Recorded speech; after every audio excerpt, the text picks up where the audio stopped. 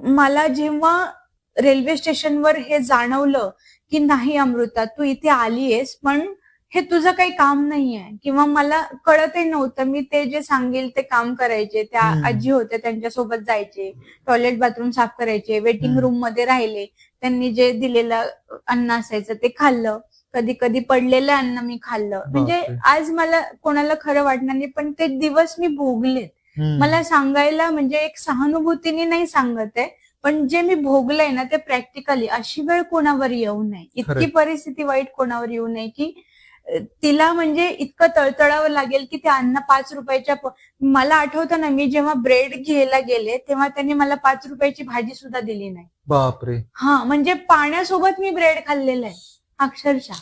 आणि ही सत्य परिस्थिती आहे. म्हणजे आज आपण बघतो, की लोकांना म्हणजे दुश्मनाचं सुद्धा वाईट चांगलं व्हावं असं घडतं. पण अशी इच्छा करतो त्या आपण. हो. काळात मी अशा परिस्थितीत जगले आणि कोणाला म्हणू शकत नव्हते, की मला तुम्ही हे करा.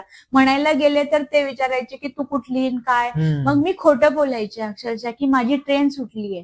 बापरे! मी चुकून राहिलीये प्लॅटफॉर्मवर. माझे आई-वडील दिल्लीला गेले. असं मी खोटं बोलून अक्षरशः रेल्वे स्टेशनवर दिवस